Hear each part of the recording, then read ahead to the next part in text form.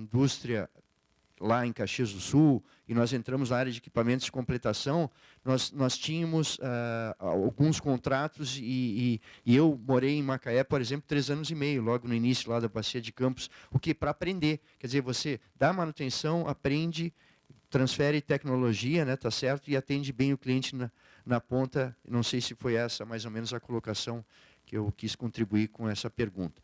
Quanto à parte de SPC e SPE e como, eu acho que é um dos caminhos, joint ventures, novas empresas associadas. Primeiro, nós temos que vencer um pouco aquela nossa, às vezes eu ouço de algumas pessoas a questão chamada grenalização, né? Quer dizer, eu não ganho, tu não ganha. Então, mas eu vejo já empresas já conversando entre si. Nós temos feito um esforço, tivemos até numa reunião conversando com o secretário sobre essa questão, principalmente se nós tivéssemos na nossa mira para o futuro, lá na frente, a questão de subsídio. Mas eu estou feliz, né? Nessa área de módulos de acomodação, por exemplo, a gente não dá para falar o nome das empresas, mas é público a SCA, né, que já é público essa informação, quer dizer, entrou, já esteve na sala do investidor e assim por diante. Então, quer dizer, mas já tem empresas conversando entre si. A semana passada nós tivemos aí a visita de uma empresa de alguns finlandeses, e um grupo visitou a SCA e visitou a Bertolini. Eu, acompanhando enquanto Fiergs, estava a GDI também, quer dizer, eu vi que a SCA tem um potencial, é que a Bertolini tem outro, que é mais na parte de móveis de metal. Então, para aquela tecnologia, seria melhor, que é metal, seria a própria... Entende? Agora, se eles falam entre si, né, então tem um pouco como é assim. Eu acho que o nosso papel é ter oportunidade, se a Petrobras disser o que precisa, e aí chamar, por exemplo, hoje no governo, né, e aí é um respeito e tudo mais, e dizer, por que você não faz isso com aquele e tudo mais? Então, vai ter que ser costuras assim, bem boca a boca. E a parte da SPE e tudo mais, eu não tenho muita capacidade para falar em termos jurídicos, mas eu vejo que é uma solução passível.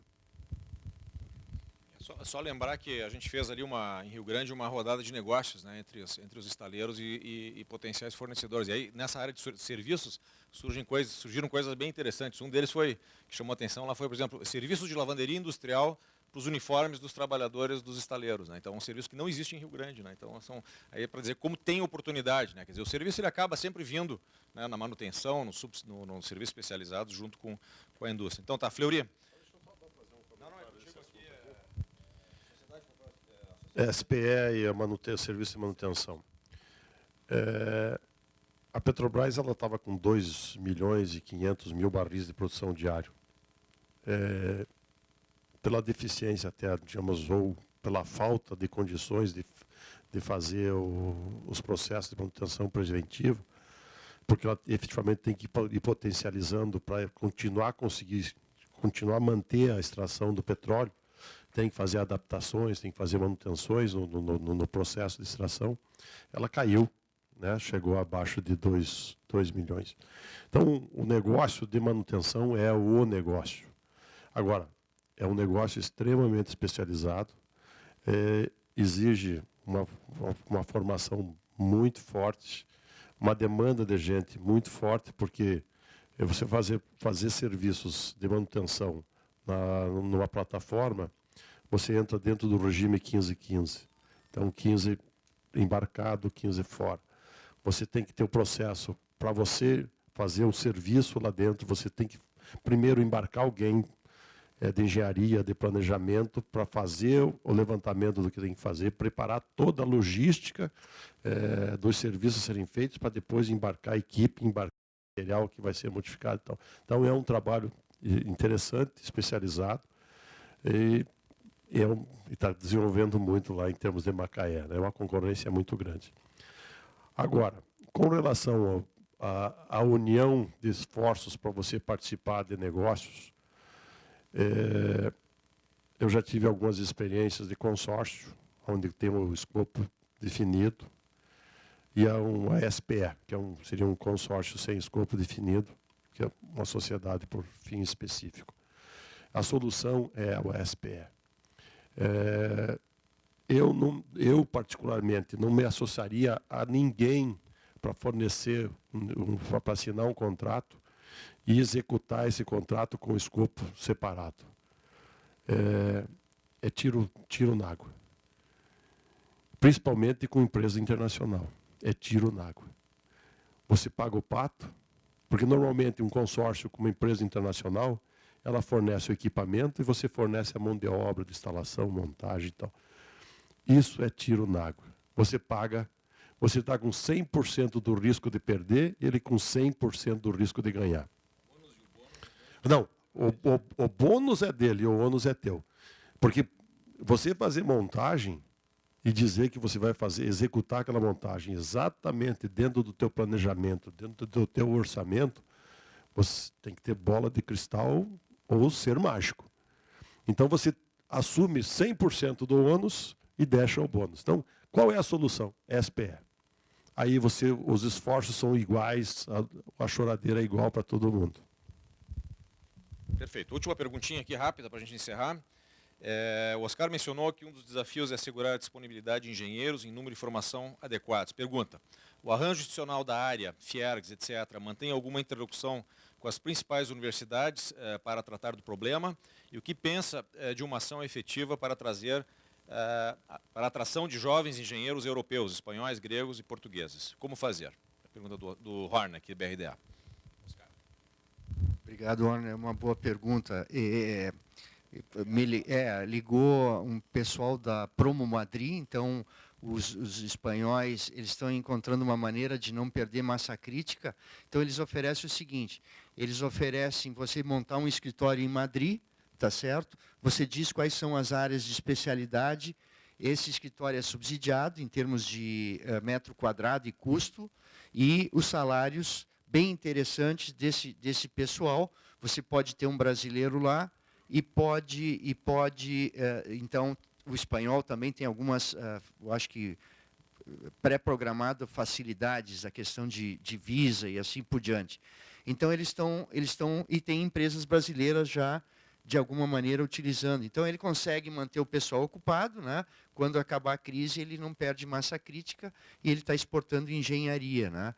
Então, olha, eu vejo que nós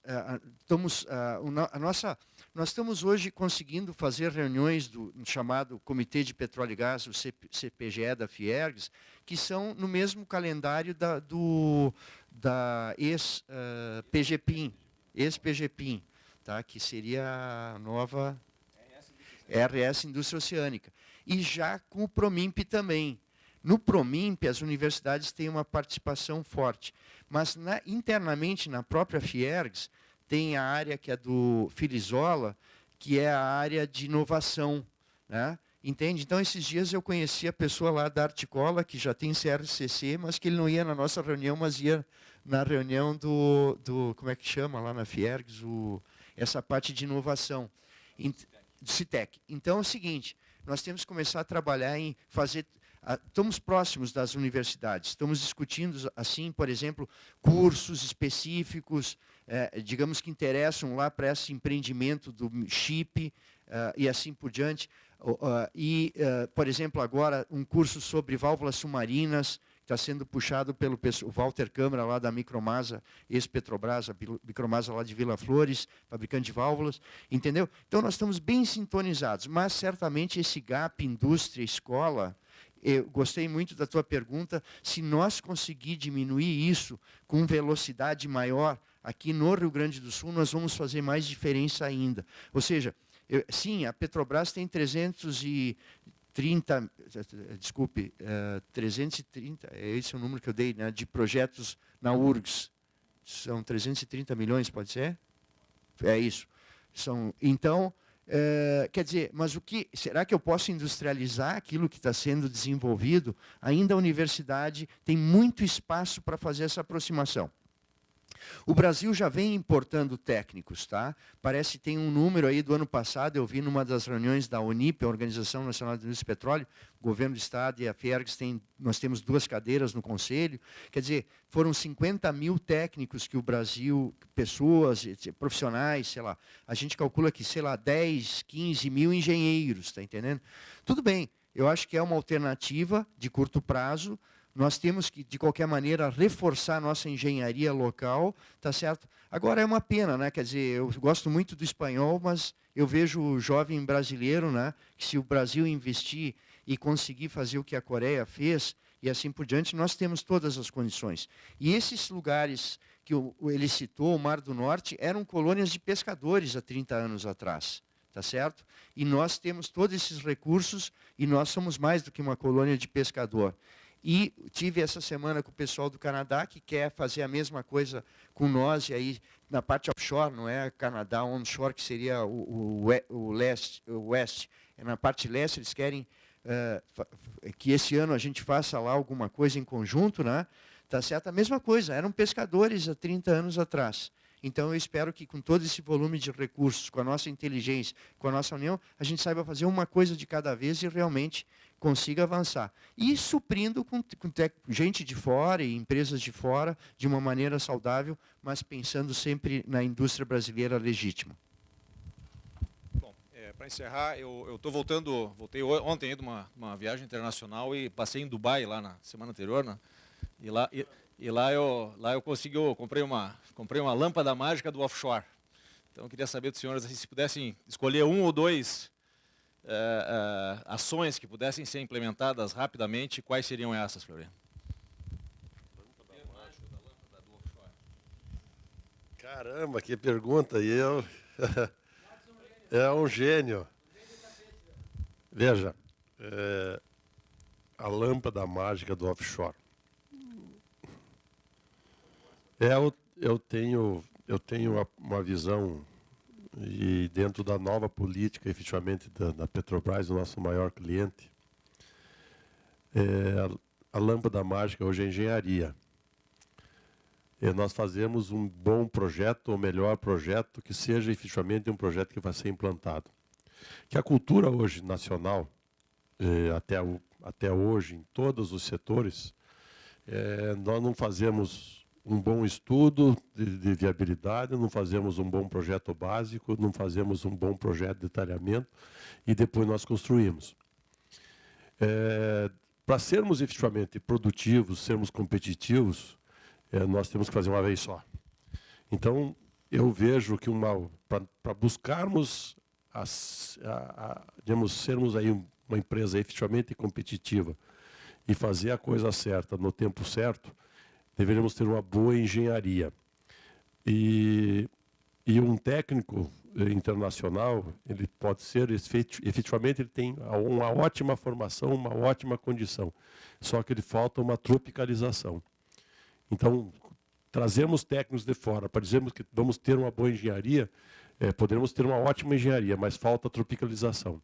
Então, a minha visão dessa tua lâmpada é a engenharia. O meu pedido para o gênio, tá certo?